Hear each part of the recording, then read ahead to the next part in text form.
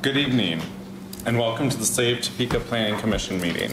We are a commission appointed by the mayor and city council to plan for the orderly growth and development of the community, to hold public hearings, and to make recommendations to the governing body on planning items.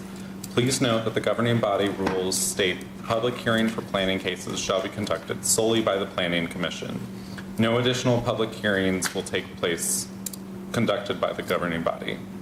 For agenda items that do not involve public hearings, public comment is allowed provided the person has signed up on Topeka Speaks or has notified staff prior to 5 p.m. today. Comments are limited to 4 minutes. At the end of regular business, the commission will entertain general comment regarding matters relating to commission business, provided the person has signed up on Topeka Speaks or has notified staff prior to 5 p.m. today. Comments are limited to 4 minutes. Amanda, please take the roll. Mr. Lally? I see that Ms. Nelson is absent. Looks like Ms. Herron is absent. Nope. I see Ms. Herron walking in. I'm going to call you. Mr. Brooks is absent. Mr. Cow? Here. Mr. Nager? Here. Ms. Pearson? Here. Mr. Mock? Here. Ms. Heenan? Here. We have enough for a quorum. There being enough for a quorum, we move on to the approval of the minutes. I had one minor comment on the first page. It said that we voted on chair and vice chair by print vote cards. I think we actually did it by roll. That's, I don't think, a meaningful difference, but just. Any other comments on the minutes? I would move approval of the minutes with the correction the chair mentioned, and otherwise as submitted by staff. All right. I second that. Okay. With a motion and a second, any further discussion? Then please take the roll. Mr. Lally? Aye. Ms. Herron? Aye. You're back, Amanda. Mr. Cow? Aye. Mr. Nager? Aye. Ms. Pearson? Aye. Mr. Mock? Aye. Ms. Hannon? Aye. Minutes pass. The next item, we're actually gonna, the one action item that we had tonight was withdrawn, and so we're not gonna be doing that. With that, we're also not gonna be needing to go into any declaration of conflict of interest since we're not having an item. So we move on to discussion items, the first of which is the Land Use and Growth Management Plan for 2040. Thank you, Mr. Chairman. So I'm going to go over this update. I want to just talk about a few things real quick. So process for this is going to be a little bit at a time. So you, in your packet, you have the background that's been updated with new data. You have the executive summary that's been tweaked a little bit. And then the first part of the UGA policies. We didn't get into the whole UGA chapter. We wanted to kind of focus on the things that were top of mind for that chapter. So we'll go over most of that in the presentation. Not really the background so much, but the other things.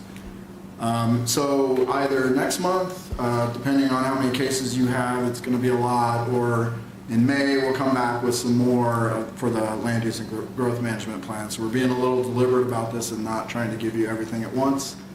One other point here to make about the plan, as we got into it a little bit and we're kind of re-familiarizing ourselves with the plan, it really stands out to me anyway that this is just as important of a document as it was 10 years ago. The things that it's talking about as far as fiscally responsible growth, investing where we are, where we've made certain investments in infrastructure and water and sewer and police and all that is still just as relevant today as ever. As we look outside the city and the changes we made with this document and the subdivision regs and utility regs, those were meaningful changes. And as we in the last couple of years have had to go to the legislature and talk to them about why eliminating the 3-mile boundary is a bad idea, for instance. It just reinforces how much this plan is important for Topeka's growth, land use, and growth management. So with that, let me get into this a little bit. So within the executive summary, there is a section devoted to measurables. So there's a series of questions there that basically say, how are these going to be answered the next time the document is updated? So let's talk about that a little bit. So the first question there is Topeka growing and capturing a greater percentage of population relative to Shawnee County? The answer to that one is no. So some things to kind of talk about there. So when we worked on this plan 10 years ago, we went into it eyes wide open. There are a number of approved subdivisions outside the city, major subdivisions with multiple lots that were approved decades ago and are still building out. 10 years ago we knew that was going to happen. So it's going to be challenging to catch up, so to speak, when we've approved all of that development outside the city. So that's one point. Another point to make here is in the last 10 years, Topeka's population went down a little bit. You also are starting to see the county's population flattening out a little bit. It's not growing quite as fast as it was. So, we'll keep figuring out ways to work on this, but I just want to point out that we're a little bit behind the 8 ball based on previous decisions by other planning commissions and governing bodies. So the next question here is Topeka developing in a more compact and higher density land use pattern? So again, the answer is no. A couple things to point out that you all, it may not, you and the governing body have approved some annexations of very large non-residential properties just within the last few years. That Washburn Rural Middle School property is not going to have a single dwelling unit on it, but it's a massive property out there on the edge. We've approved large industrial sites for annexation, and that's probably been the pattern, since the 50s, truthfully, when the city started really adding more kind of employment-related development to the city, and so that's impacting that density. And then also, you did approve a few years ago a subdivision. No, you didn't approve a subdivision. The annexation, an island annexation for over on Croco for a single family and duplex development that still hasn't developed. So that's another example where we just aren't getting the residential in there. So I want to say though that things that we're doing, that the committee is working on, that the government that you've approved for ADUs, and you're talking about duplexes that are going to start to develop maybe a little more density, and as we get some larger multifamily products, hopefully some larger apartments that will start to add more density to the city. Some of this could move. If you look at the bar chart, since 2020, even Manhattan and Lawrence have gone down in overall density. So it's not just a Topeka problem necessarily. Okay, so the next question then is, so is Topeka investing more within older areas of the city? Is neighborhood health improving? So let's talk about neighborhood health first. So there's different ways to measure if neighborhood health is improving or not. One way to do it is to make note of, so the NRP has been updated 3 times since 2010. And every cycle now, so 3 times, the boundary was reduced 1 square mile. So we only pull block groups out of the NRP if their health got better. So that's health getting better when the NRP gets smaller. A couple other maybe more anecdotal examples. The East Topeka neighborhood For the longest time there's 2 block groups there that was intensive care rating for the longest time. And those have come out of intensive care and gone to at-risk. That was a big deal. And then there's a block group within Highcrest this last time that went from intensive care to at-risk. Also, again, the first time that's happened. So there's some examples of neighborhood health getting better. We'll see what the next 3 years, 6 years goes, but I think neighborhood health's gotten a little better. So a couple of things about investment then. So Topeka Dreams program is the old SORT program. So Dreams 1 is a neighborhood investment program, and that is, so every 2 years a neighborhood is selected to get this money, and the first thing we do is do a neighborhood plan. So Historic Old Town is the newest Dreams 1 neighborhood, and you will see an updated neighborhood plan later this year as we get that started soon.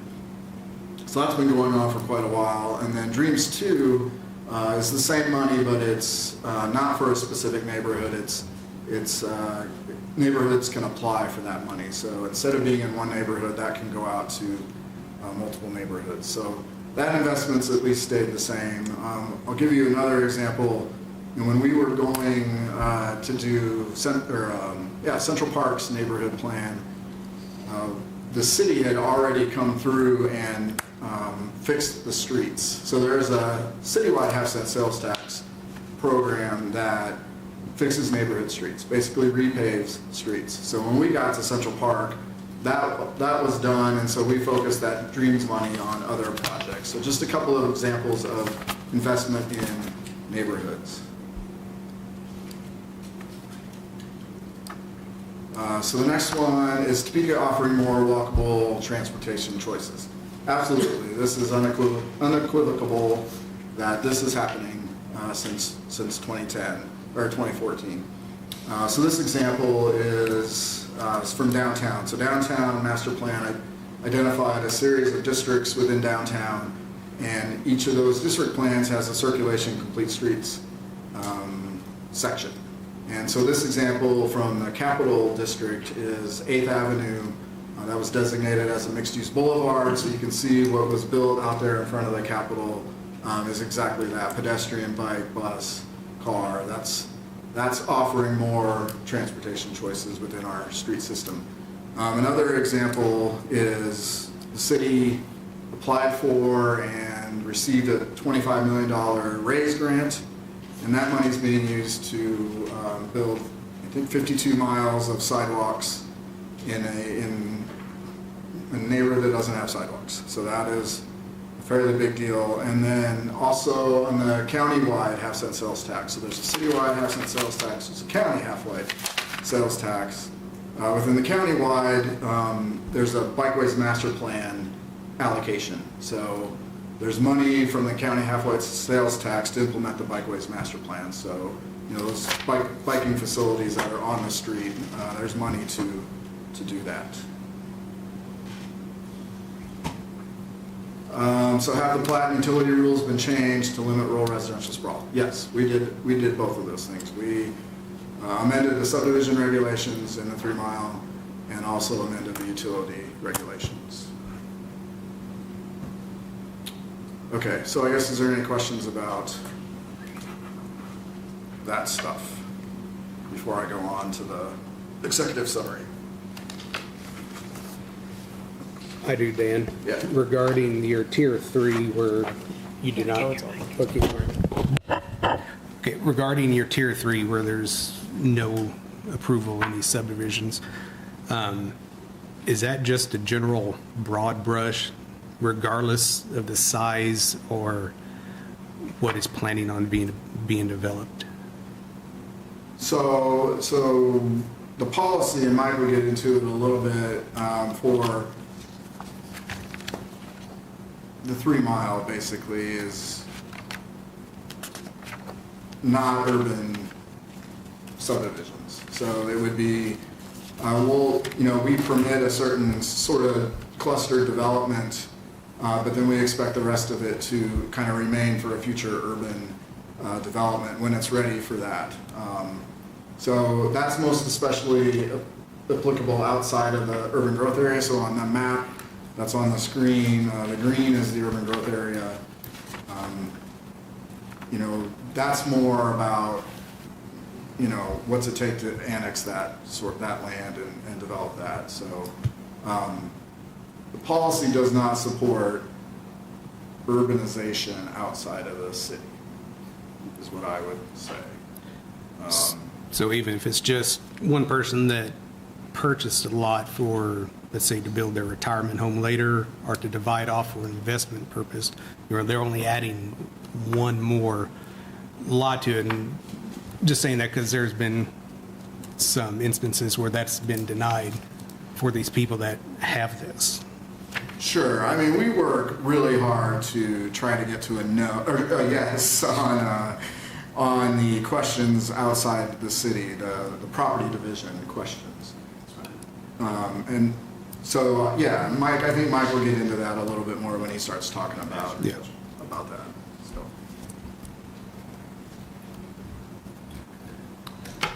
I just had, in terms of the data you're using the decennial census from 2020. Can you not get more updated demographic information, like from the American Census Survey, Community Survey? So the issue with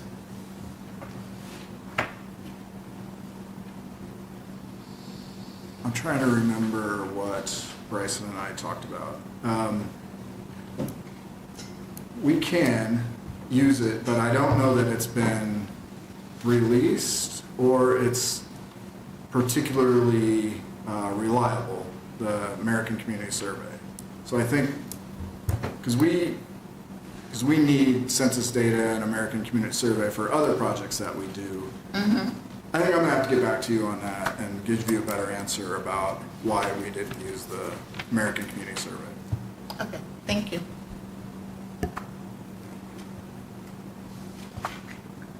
Dan? I'm not sure I heard. You have more of your presentation, or are you taking questions on everything that was submitted on the agenda? I have more of my presentation. Okay. I've got some more things to talk about. Okay. And so does Mike. I'll have some questions for you then. Okay. Thank you. All right, let's move on to this. So within a couple, we made a couple changes within the executive summary. One was a suggestion from Commissioner Kaup on one of those fiscally responsible bullets. The other is we sort of separated out housing choices from transportation under the pillars.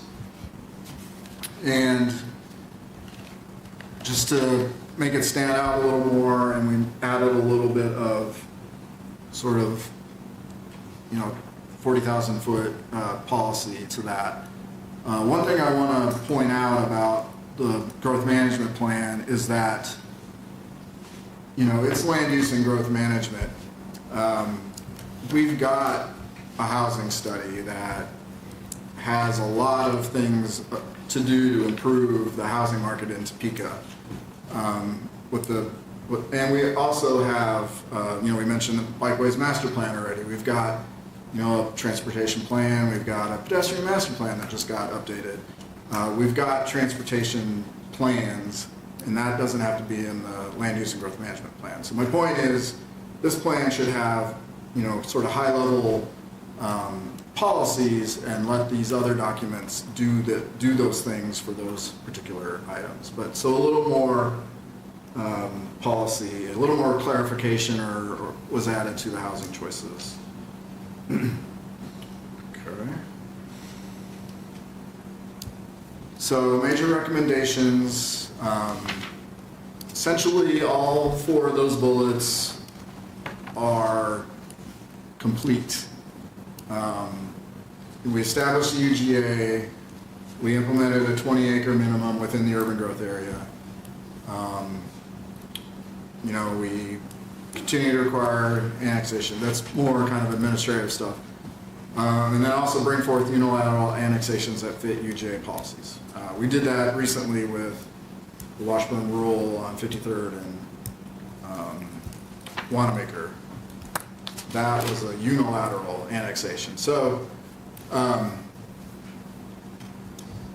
probably don't want to know all this, but a unilateral annexation is basically, the unit is the key part there, meaning just one party is interested in it. So a unilateral annexation means it's the city trying to annex without property owner consent. Consented annexations are both parties that are coming together. So there's a bill, I'm testifying in the legislature tomorrow morning on a bill that would limit the ability, a city's ability to unilaterally annex property. So we're going to go talk to them about that tomorrow. Okay, so Mike is next. Okay, thank you. Thank you. So, one thing, if you want just a real quick, effective primer on the land use and growth management plan, there is a video on the city website. It's about 7 minutes long, 8 minutes long, and it's excellent. I mean, you can read the plan and try to figure it out and summarize it, get the key points out of it, but that video does a really good job of explaining why it was adopted when it was adopted and the nature of the plan and what it's really set out to do. Okay, so I'm going to talk about growth management. So there's a policy in the growth management plan that limits subdivisions to an 80%, 20% split. What that means is you can see on those diagrams on the right, those exhibits, if someone wants to subdivide their property, and this really pertains when someone's subdividing in a way that requires a subdivision plat, by the way. It's not so much if it's exempt from platting. Then what we generally require is that the largest of the lots being created needs to occupy 80% of the parent tract. And what that does is it preserves land for future development, as you can see on the right. So if you think about, I think one thing we have to remind stakeholders sometimes and customers is that this is about planning, long-range planning. So it's not about thinking about what's going to happen in the next 5 years. It's really thinking about what's going to happen 25 years, 50 years out. When you think about patterns of development in the city, the development pattern and the plats and public streets that were created in the late 1800s, early 1900s have really set the pattern for how the city's grown. And that's how it is. So this is really important. So as you can see on the right, maybe if there is a lot of population growth and there's a demand for more housing development outside in areas outside the city, and as infrastructure becomes available, and as the city brings those areas in and amends its UGA, for example, then it could accommodate that kind of development. But if you have land that gets subdivided in a way that you have a bunch of,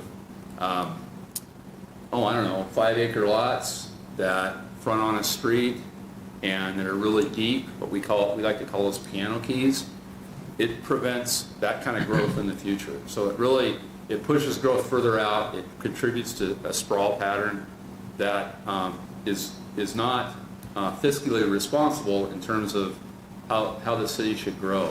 The city should grow at an urban density where it's easier to serve that density and the population with streets, sewers, and water. So the proposed text changes reflect the 2015 changes to subdivision utility regulations.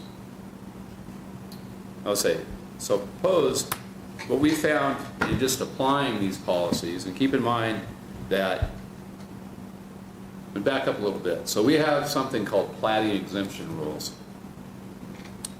If someone wants to subdivide land outside the city limits, or even inside the city limits, if the way they want to subdivide the property meets certain rules, it means that they don't have to do a subdivision plat. They don't have to, it's allowed, it meets those rules, it's allowed, we don't have to require a plat.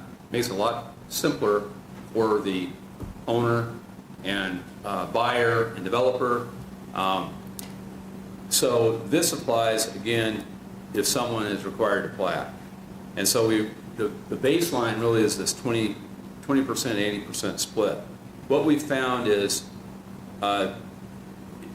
and this is consistent with policy in the plan, if the balance after you take that 20% out is more than 20 acres, maybe it's 40 some acres and they can get 2 lots, then what we've done is allowed that 20% to creep up a little higher than that, like 25%, 30%. We don't have a lot of examples of that, but we have a few examples of that. So there's a proposed change in here that would reflect that and support that. And this is the proposed revision I'm talking about. So 20% is permitted to be developed. Well, let me just jump to the red part of it. So the first 4 bullets talk about the what the policy is currently, and then where you see the red underlined text, that is the proposed change. So it just allows a little more flexibility for those larger tracts.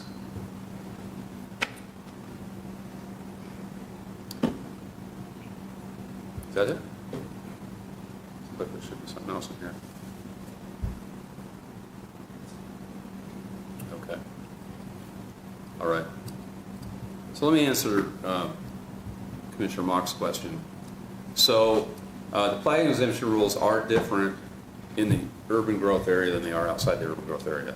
In the urban growth area, to be plating exempt, not only do you not connecting to city water or city sewer, but you have to, each lot that's being created, each tract that's being created has to be 20 acres. And so it is difficult sometimes to accommodate subdivisions unless we apply that 20-80% rule, 20%, 80% rule, unless someone has a lot of land.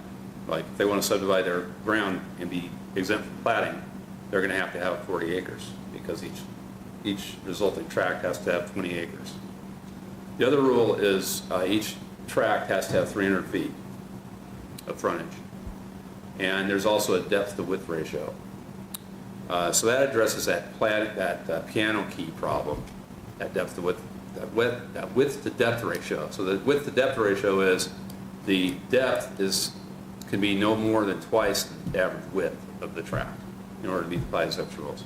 So what happens when you get outside the UGA, the way the rules are, is it's the same except the minimum tract size is 3 acres. So it's much more flexible when you get outside the UGA. The idea being that if you're in the UGA, it's primed or pretty close to being able to be developed at an urban density because the infrastructure is going to be extended to that area sooner. And so it's really preserving that area for growth at an urban density when it's ready for that urban density.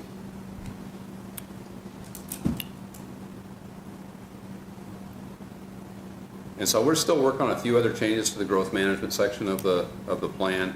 I don't expect there are going to be a lot other changes to that, a lot of other changes. There's another section of the plan, which is the land use section, and that's something we reference when we bring rezoning cases to you and conditional use permit applications to you. One of the findings that's made is it doesn't conform to the comprehensive plan. The land use and growth management plan really is a comprehensive plan in this context. And so we don't anticipate a lot of changes to that. We do anticipate possibly some changes to the future land use map. And with that, I'll take any questions you have or suggestions. I have a question, Mike. Okay. So regarding your 80-20, so a new lot to be exempt has to be 20 acres at the minimum. In the urban growth area? Yes, correct? In the urban growth area. And 300 foot of frontage. 300 feet of frontage. And then no deeper than 600 feet. No deeper than twice the average width of the tract. Right, so if it's at 300, then it'd be 600. except that's only about That's 4 that's less acres. than 4.5 acres. So- Yeah, and so there wouldn't be a need to have a minimum frontage, would there? I mean, if your ruling So I think number is 20 acres, that's going to get a lot bigger. where that 300 comes into play is a block width. So if you consider that a block, typical block, is going to have a street that has 60 feet of right-of-way and a lot fronting on each side of that street. Let's say you have a lot that's, we have 60, about 100, what is it, 120? 120, that's 240, yeah. Sure, yeah. Oh, no, So yeah. that's what that frontage is based on, I believe. Currently, the plat exemption rules outside of the 3-mile extraterritorial jurisdiction are 200 feet of frontage and minimum 3 acres. Right. And that's what applied inside the extraterritorial jurisdiction before the amendment in 2015. Sure. I guess my comment is if you're going to hold 300 foot, you'll never get that 20 acres Oh, if it's only at 300 2 to feet? 1. Yeah. Yeah, that's true. So, I mean, would the ruling it's factor true for the then most be part. 20 acres and then just a contiguous road frontage? So it's not true, well, it's true to a point. So what we accept as that width is the average width. So you could have an L-shaped tract, for example, that only has 300 feet of frontage, but has a depth to width ratio of no more than 2 to 1 and 20 acres. It just depends on the shape of the tract. Okay. And it's a minimum 300, so if you have 1,000. Well, for sure, Right. yeah. Right. Okay.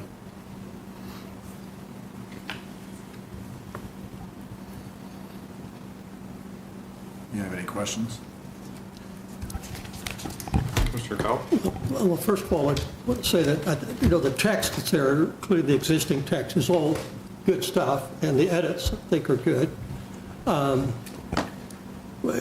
mentioned a time or two that I've been around for a long time, and I've noticed since the 1990s, as we've done comp plans and plan updates, we're talking about the extraterritorial area, the urban fringe, there's been a reluctance to talk about what in my opinion has led to the necessity to do things like what's on the screen, being creative with subdivision regs, and that's the absence of any city zoning in the extraterritorial area. And I know that might be a third rail, a non-starter and all that, but the fact that it's not even mentioned, and nothing against our good friends with the county, but there are places around the state where you have city-county cooperation, interlocal agreements, and maybe a small sliver of land that has potential for development becomes either jointly regulated by the city and the county, or there's deference given to the city's regulations. People, when you talk about extraterritorial zoning, people kind of jump to this, well, you're going 3 miles out. No, you may go 19 inches out, 3 miles is the outer limit, and, for example, north of town, it makes probably zero sense to even talk about any zoning. That's a done deal. Growth of the city going north is pretty much shut down because of what's been happening in the last X number of decades. So I guess my question is there any desire at all to even mention as a major recommendation, or, just to wave the flag, if you will, just to mention that the absence of city zoning has resulted in the extraterritorial area, has resulted in the proliferation of the subdivisions that we've seen to the north and some other directions from the city, and cutting off the ability to have urbanized level of development. So There's a cause and Yeah. effect that's out there. Well, I can tell you one thing that has prevented some of that development pattern that you see outside the city limits. A lot of those subdivisions that they're in urban density, they have sewers, water, is the subdivision regulations really discourage major plats that involve a lot of lots, streets. I can't think of one subdivision that has a lot of public streets in it that's been approved since the adoption of the plan. I could be wrong. Dan might know of some, but as far as zoning, currently the way it works is we have the opportunity to comment on zoning. We haven't really seen much of an issue with that, but maybe Dan can probably answer the part about zoning a lot better than I can. So I guess I would argue the platting rules are probably more important. And I would also mention that the utilities are a big deal. And again, those decisions were made a long time ago, but what this plan says and what this plan says is we're not going to support any more extensions of utilities, so sewer and water outside the city. So that is attempting to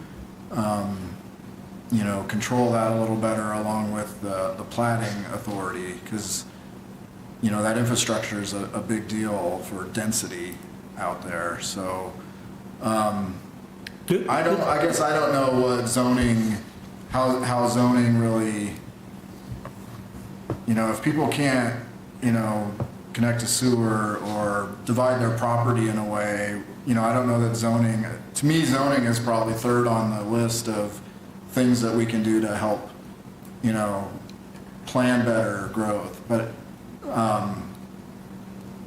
so I don't know if we would support mentioning that or not in the document. Well, it is a question. I'm not making a statement. It's a question because I know it's a very touchy subject. But I have to think that the landscape would look different if the city had worked a deal out with the county 30, 40 years ago for the regulation of land on the fringe that provided for both subdivision regs and zoning. So another thought, so the city and the county were together for a long time as a metropolitan planning well, that's a transportation thing. So this planning commission was reviewing zoning cases in 3 Mile and plats. Is that right? Yeah, I'm pretty sure that's right. But we're no longer together. That decision was made to separate, and we kept the platting, and the county has the zoning and permits.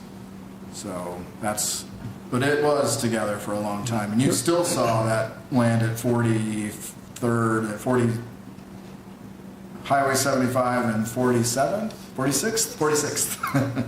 Sorry. You've got, that commercial development on in that area, and that all happened while the city and the county were together.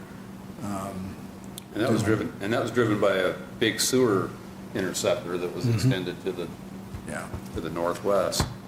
Right, so we're trying. The situation we have here, though, I don't know of another city in Kansas that has this kind of a separation of function between the city and the county.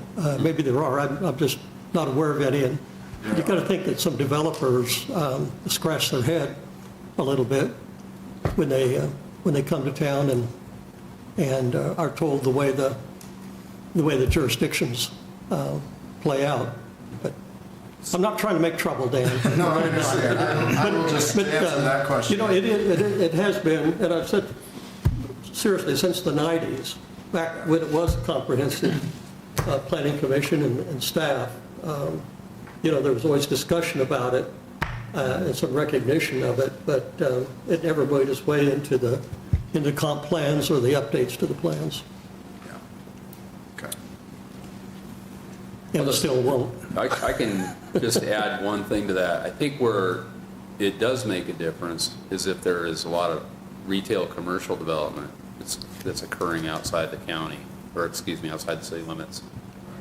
Because that isn't necessarily, but that isn't going to happen unless there is infrastructure. To a certain extent, there are some exceptions. But in fact, recently there was an exception. But a large residential project up on Rochester Road that you're familiar with. But a lot of that has been driven by the infrastructure, I would say, and just approval of streets, public streets. In a lot of those subdivisions, they're platted, but they haven't actually been built out. The streets haven't been built because they just probably not economically feasible. I do think you guys have, through the regulations, the proposed regulations, you're protecting the city's interest about as best you can without having zoning, but, so I appreciate that. I would like to add to Commissioner Cobb, it can be very difficult working in between two commissions at the same time when one's controlling one thing and the other people are controlling something else. It does make it a little difficult for people to hop back and forth Right. in between the two. And I guess as far as some of the other stuff in here, as to your housing, I'd really pay attention to what your responses were from the community. Broad brushing, low density into the entire city's not good. And you can see that in the response, and that will, I guarantee, get up your population leakage.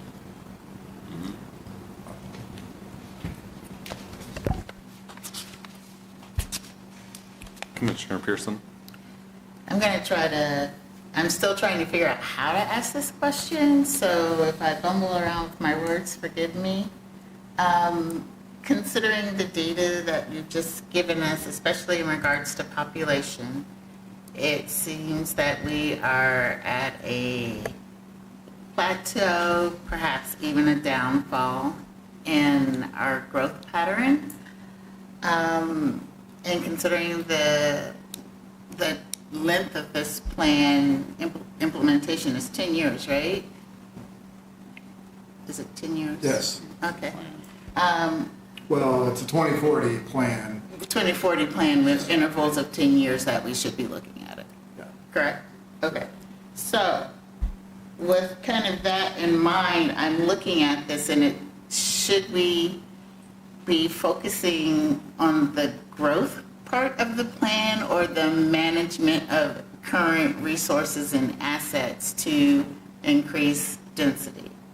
And there are some of your recommendations and your measurables that are split. They kind of support, it feels like it leans more toward managing growth as opposed to investing in what we already have and managing that to increase density. Did that statement, question, I don't know which one it was, make sense? I think so. I think what we haven't shared with you in this presentation is the fact that the first tier of our urban growth area is the city limits. So we've got a whole group of policies that we didn't share and that we will next time about investing in place and taking advantage of existing infrastructure and those sorts of things. So I think based on what we're showing you tonight, it does feel very growth management heavy, but this plan does have quite a bit in it about investing in place and infill and creating more density and those sorts of things. So that's what I would offer on that front. Okay, so I'll stay tuned. Okay. Thank you.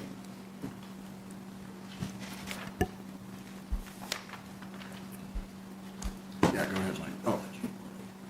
Oh. So the next presentation is more particular than what the agenda says. Mike is going to go over the results of the Duplex survey, Duplex, Triplex, Quadplex survey with you. Oh, okay. There we go. Okay. All right, so we released this survey that we drafted on January 27th, closed it on January 28th. It's a short survey, easy to take, which helps to get a pretty good response rate. It asks questions about duplexes and asks similar questions about triplexes and quadplexes, but separately, so you're not necessarily conflating the two. 405 total responses. One thing I'll point out is we didn't require that all respondents answered every question, so some of the questions don't have 405 responses. Just that could create some confusion. So what this points out is where most of these came from, most of the responses came from, and overwhelmingly from Central Topeka, I would say. 6604 and 60606 are Central Topeka. The age of the survey takers, majority 65 and older. Okay, so what this slide's showing is that this is asking under what conditions should duplexes be allowed in single-family zoning districts. So 61% of the responses were they should be either allowed by right, allowed subject to standards by right, or require conditional use permits. 39% said they should not be allowed under any circumstances. Okay, so what this is showing is that it asks what concerns would someone have, and the choices are no concerns, parking, change in property values, increase in neighborhood population, change to the character of the neighborhood. And character of the neighborhood and parking are the most substantial concerns. Character of the neighborhood, I think, if you talk to people, even people that work for the city, character can mean different things to different people. Sometimes it's more of a character, or more of a physical trait. Other times it's more of an operational kind of trait.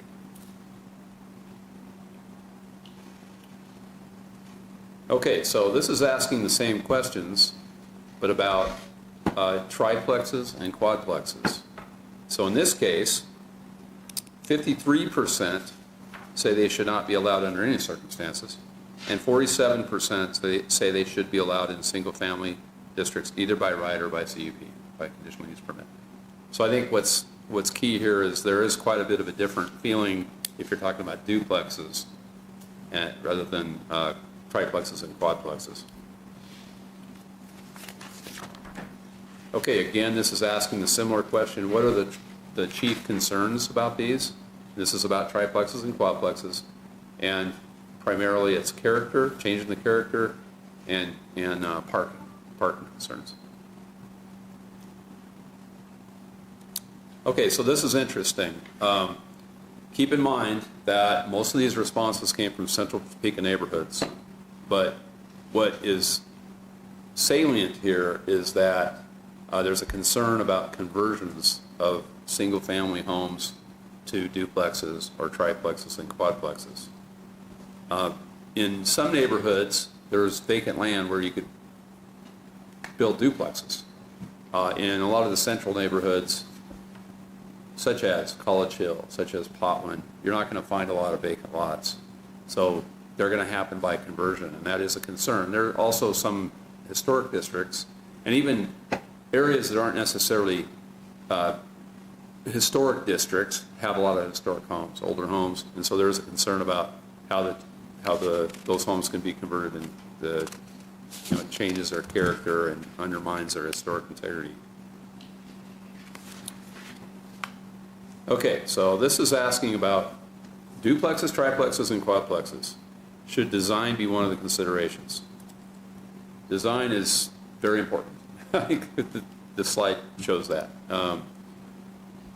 75% of the responses said yes.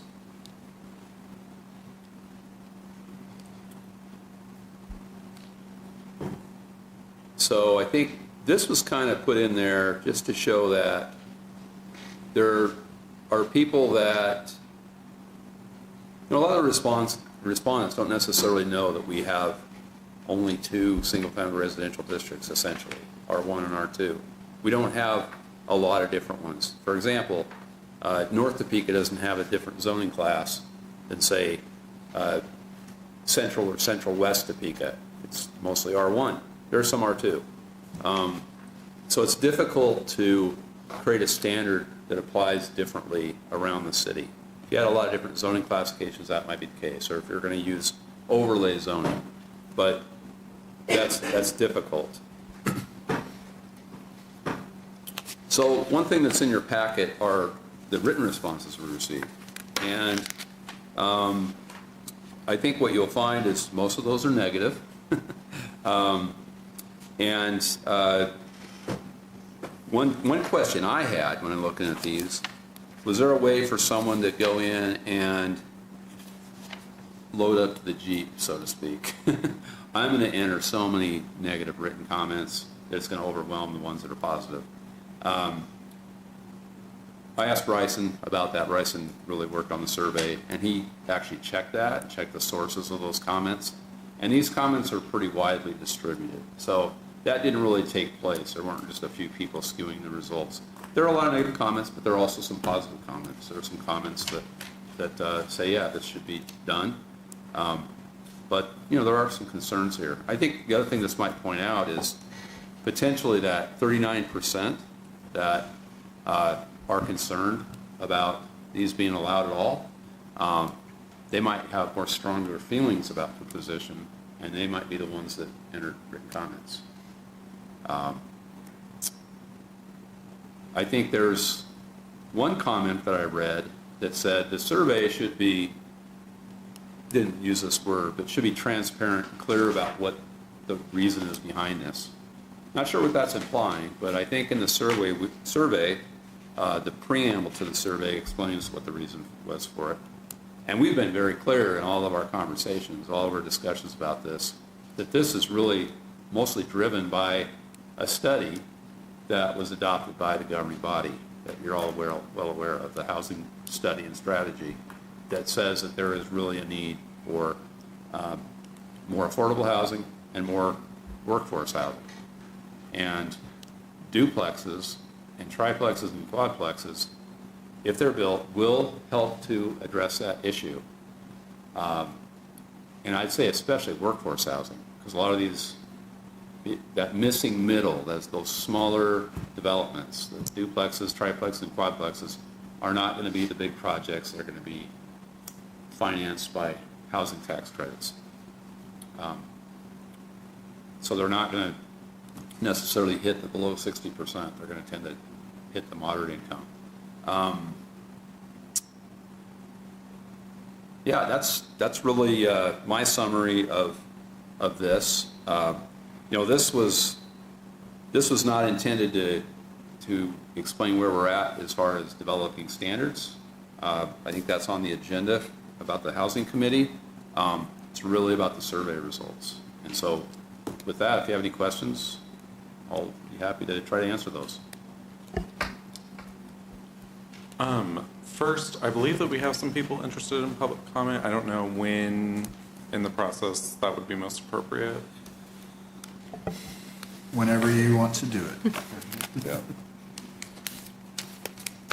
Commissioner Pearson? I do have one question, kind of like along the same lines of the person who asked for transparency. You did not include the prelim statement, and I just want, or the statement that people saw before the survey. And I just wondered how well it established context for the survey, because a lot of these people have this overwhelming bias opinion. They believe that it's just landlord and renters doing these projects. And that might be true in many cases. But I guess, and I know it wasn't, I'm curious. How well was context set in terms, without seeing the statement? I think it was set pretty well. We can share the statement with you the next time we talk about this project. Okay, that would be awesome. And I don't remember talking about this prior to it being sent out, and I could have just been in my own world. When did we talk about this at a meeting? Or was it in some other meeting? Housing committee, we mentioned to the housing committee, you know, they were talking about some ideas about how to get the word out a little more, because we've been talking to certain neighborhoods and had done that. And so we followed a similar path that we did with the accessory dwelling unit and then did a survey. We did one with that project as well, so that was staff's idea to get some more feedback on this project. And so what are we planning to do with this information? I think it's the commission can think about what they want to do with the information. Staff will, at some point, put together, a recommendation for duplexes. I think staff has taken the design question and the 75% very seriously. So we're going to start working on design considerations for duplexes and triplexes. Okay, thank you. Commissioner Kelp? Go ahead. Commissioner Herron then? I just had some feedback.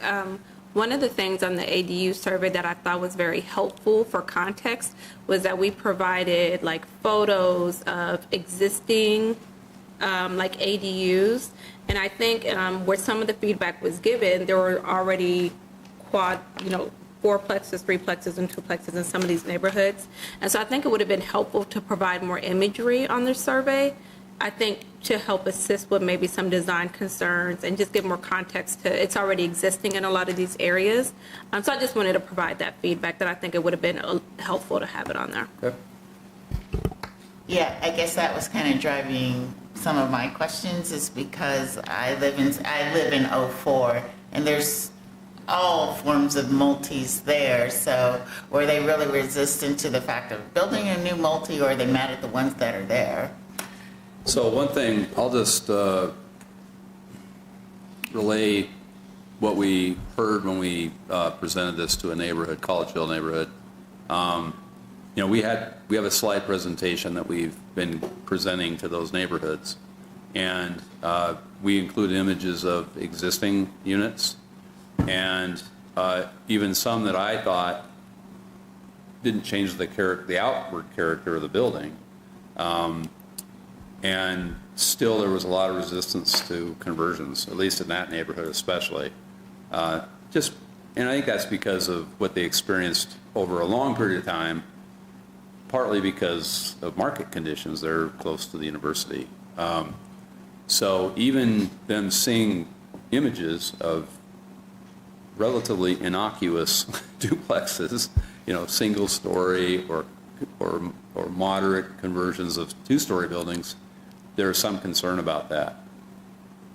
And honestly, a lot of it's not so much the appearance, a lot of feedback we got was that they're concerned about more renters and less owner occupancy.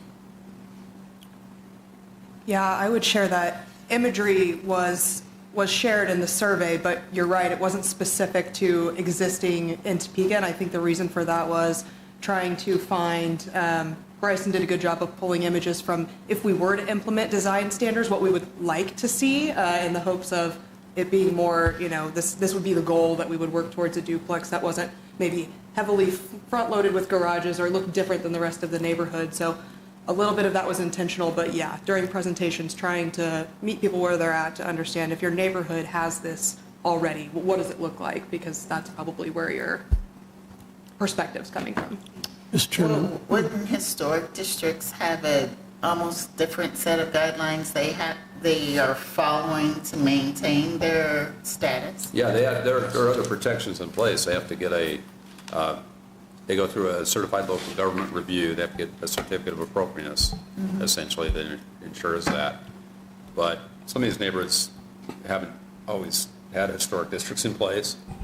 So I can envision the standards for this project will spell out some things, but reference a different process if there's a different process. So like a historic process or a neighborhood plan that has some design. We'll try to work with whatever else is out there and not say it has to be this if it's historic, then that's the process.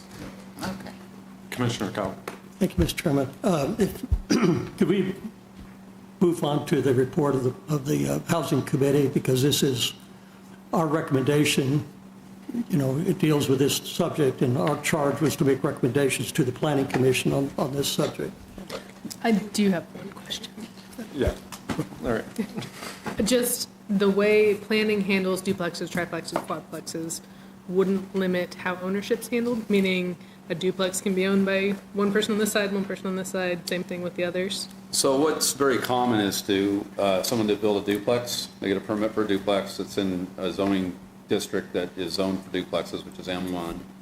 And then they can later on split that duplex into two, and then each unit can be owner occupied. And it's not that hard to do that. There's some laws that really facilitate that, and they just do it with a simple lot split typically. Doesn't even require a full subdivision plat. So just thinking about the highlight on renters and comments on renters, that it's not the only way that those. That is correct. You can have attached single-family homes. Okay. Yep. And then I have a brief survey-specific question. So one of the things I wondered was with the page that shows what zip codes responded, it also shows that about half the respondents were above 55, about less than 5% of the respondents were less than 24. How does that compare to Topeka? We can look into that. All right. And also, Mr. Chairman, we have a couple people for public comment. All right. So I think we'll do public comment since the public comment is specific to the survey item, and then we can move on to the committee. Does that sound all right? Yeah. Yeah. All right.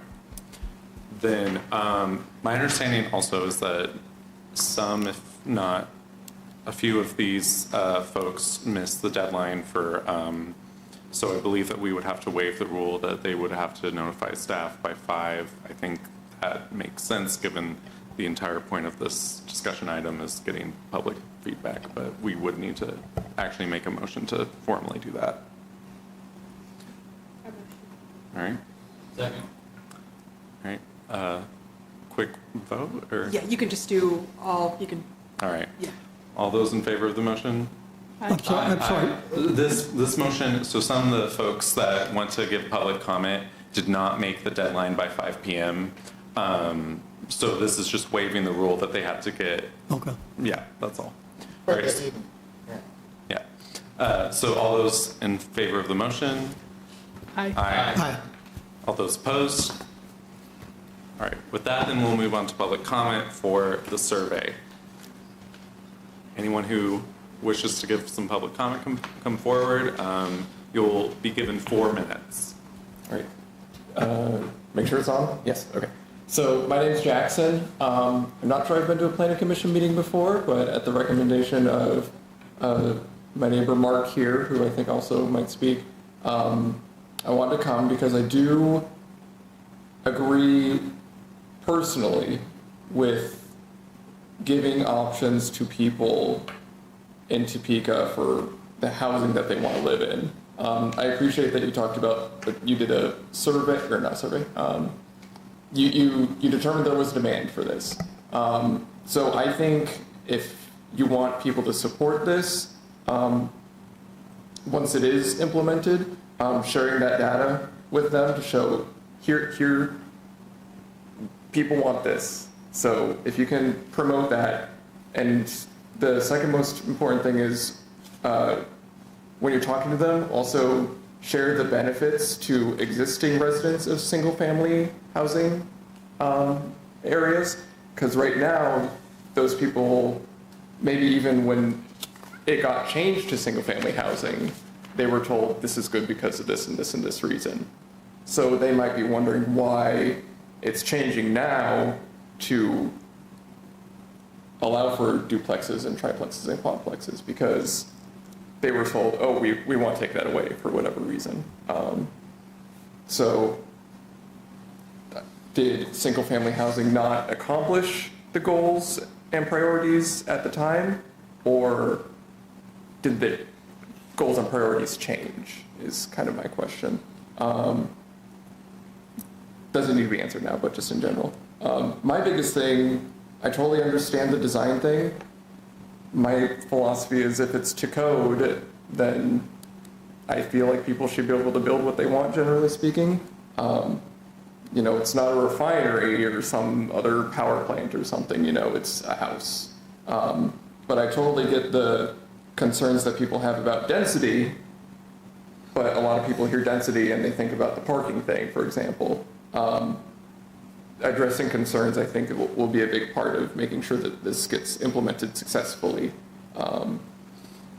So I definitely support providing choice to, more choices to residents. And also, I'm wondering if this is on that demand survey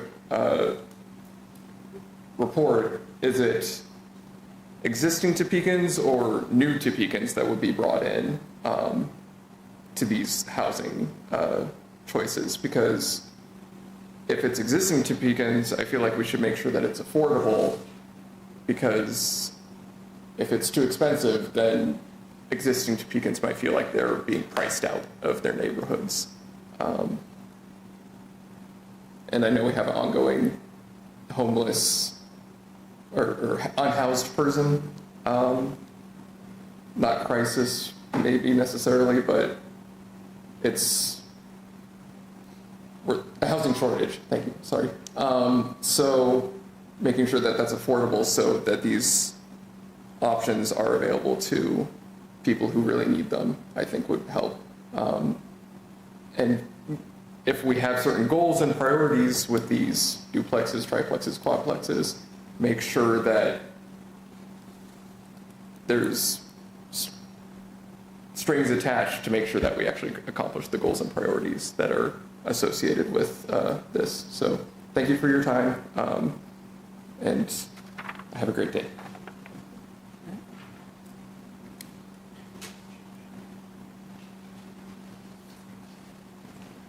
Hi, thanks for the opportunity to speak. I know I didn't sign up, so I really appreciate that. Mine's Mark Galbraith. I live at 1230 Southwest College in what's known as the Elmhurst neighborhood. In the late 1990s, I think it was, the city came to us, and I was included in the us initially because I was serving as a neighborhood association president at the time. And the city said, you know, we upzoned your neighborhood and other neighborhoods nearby after World War II to allow for, sort of, I think you used the word, but sort of denser housing. So we think, you know, there were some mistakes made there.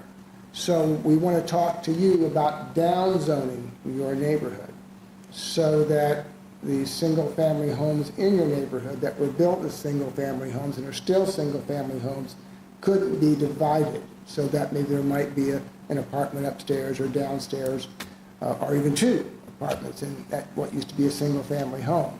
We want to stop that. Those that are already, you know, have been converted, they're going to be grandfathered in.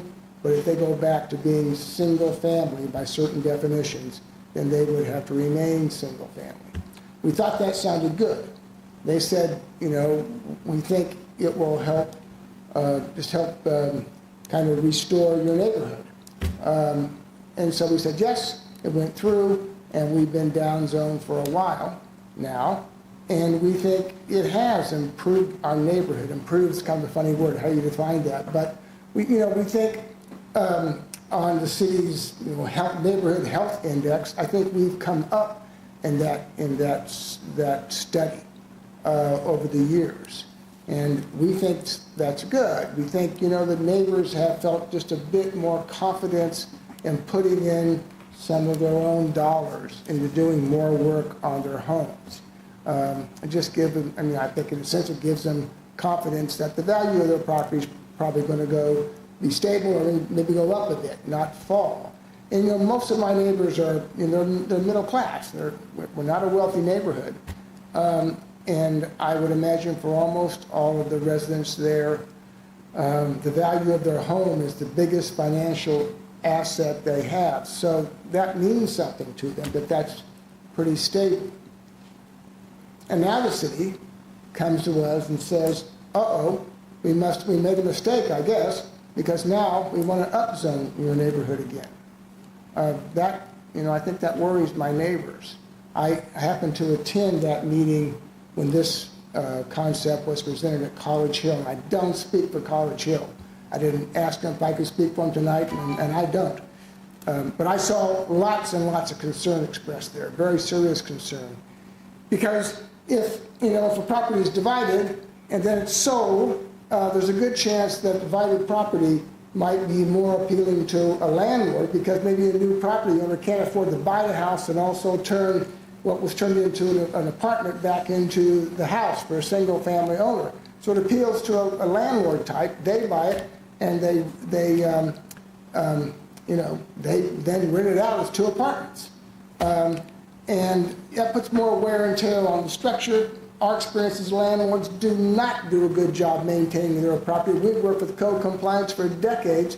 Nothing changes. And we could talk about why, but the fact is nothing changes, and that's what they said at College Hill as well.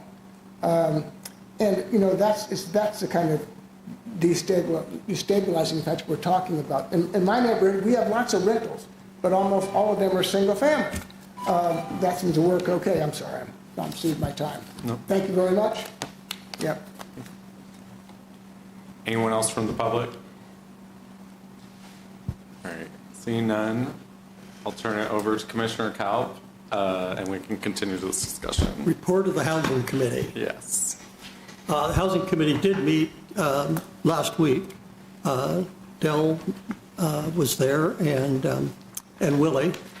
Katie was not, she had a conflict, was not able to attend, and then Mike was there with staff. Just a quick comment. We did talk about, I did go over the survey results, and I don't mean to sound dismissive of it. And the comments I'm going to say are not because I wish they had been more favorable to what the committee is recommending to the Planning Commission, which I'll get to in a second. But it's I've never been a fan of anonymous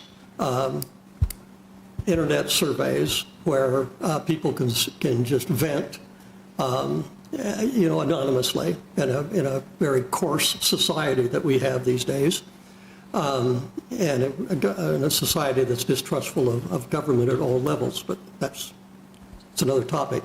But it's one thing for somebody to make a quick 3 or 4 or 10-word comment that disparages all renters or all landlords and saying they're all trash, It's easy to do. It's much harder to do for somebody to stand up here at a public hearing and make those kind of comments, and which we probably will hear if this goes forward to public hearing.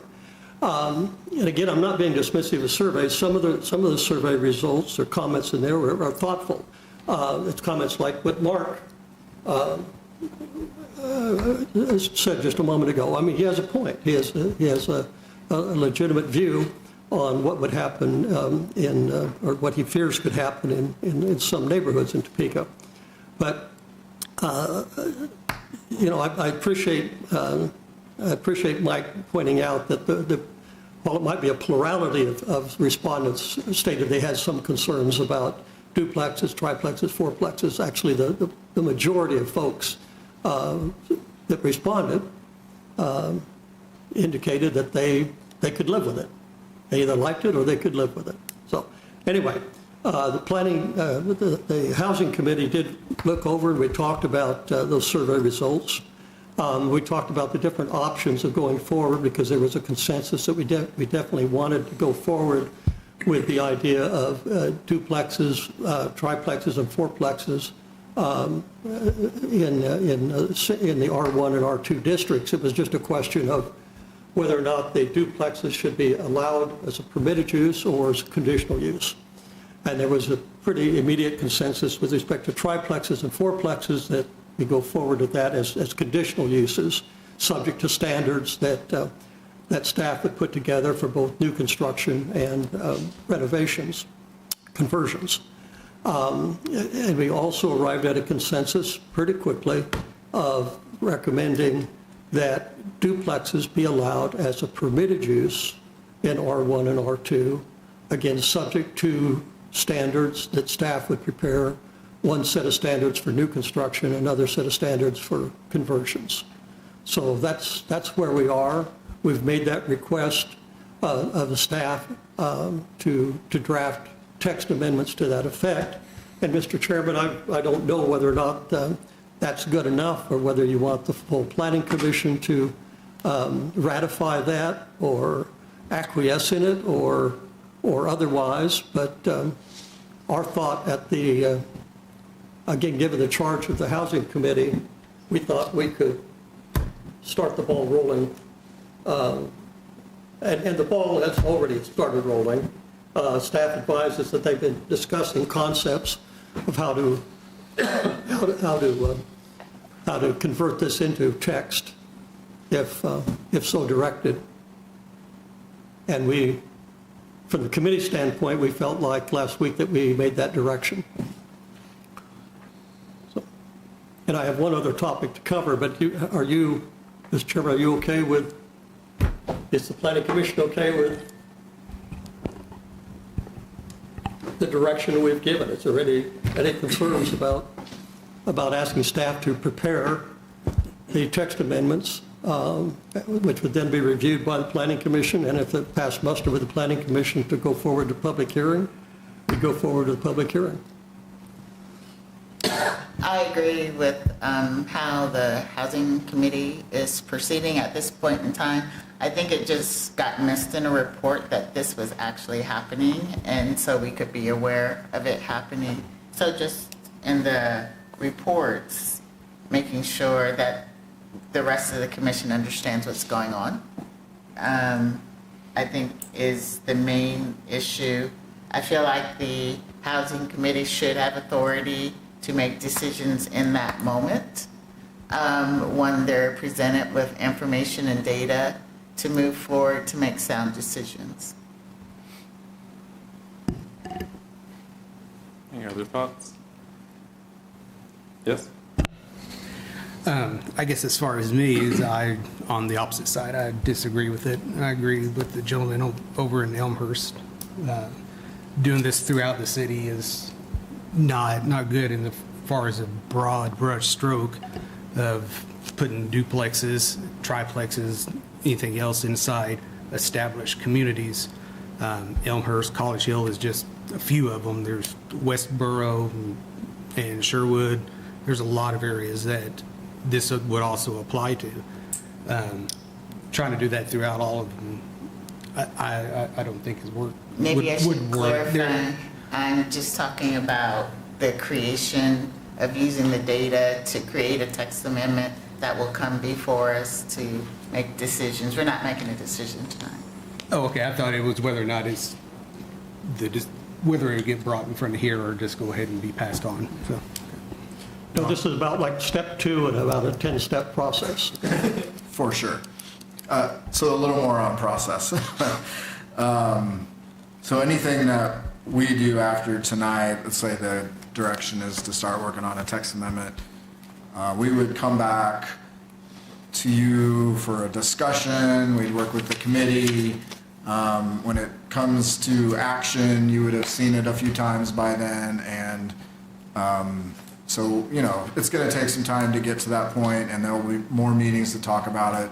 We can present some other stuff. We didn't talk much about how the other neighborhood plans went, or neighborhood meetings went, so we can, you know, kind of fill in some blanks on that as well. Dan, if I can jump into, I think as we start working our way through this process, a step that we're going to want to make sure that we time appropriately is making sure that we get some of even just this general survey, feedback, information, and direction on where we've been going to probably a council committee, maybe policy and finance, just because as, you know, as NIAs or neighborhoods that we've been talking to start to receive this information, it is very clear to me that they'll reach out to their council person who, if they are not met with any of this information beforehand, will be very caught off guard. So just making sure, if nothing else, even just the informational of the study, we've shared that, you know, through several emails with that group, but these people get millions of emails a day. So I think it would be good to present to that group just where we're at and outline the process. But yes, just so that's a step that's not missed. Mr. Chairman, I did want to mention that also in the committee report that the committee did meet along with staff at the High Crest NIA meeting on February 26th. And we had a favorable, I think Dan or Mike may have mentioned this already, had a favorable comments from the people in attendance at High Crest again, to talk about duplex, triplex, fourplex.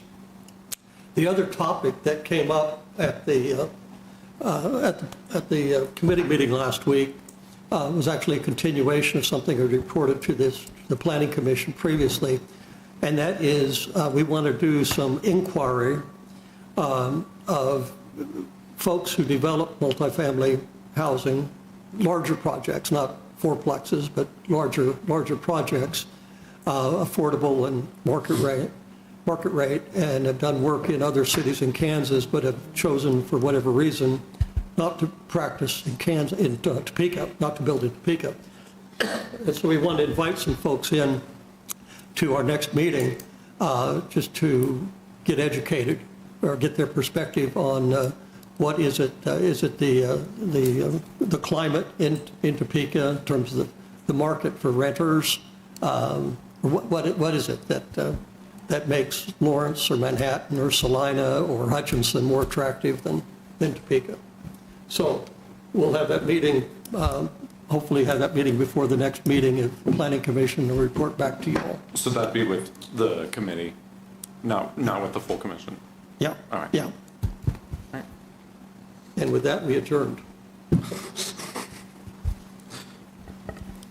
All right. Any further comments on the committee's work at this point? Thank you. All right, then next is communications to the commission. Commissioners, next month you have 5 cases to consider, CUPs, zoning, and whatnot. So a little busier of an agenda. We will likely also be asking you to initiate some text amendments for a different project that we're working on with the World Heritage Site and Brown versus Board. We met with the property owners last week, had a good meeting, and so we're kind of restarting that process. We'd started it last year, but the timeline moved, so we didn't want to get ahead of things. So we're back at it, and that will require a rezoning and a text amendment. So we'll ask you to initiate that next week or next month, and we'll give you a little background, more than I'm doing now. I don't know. Anything else? I think that's it. All right. Then next is any public comment, and this would be any public comment just general to the commission and rather than specific to any agenda item. Seeing none, I believe that's everything, and so we adjourn.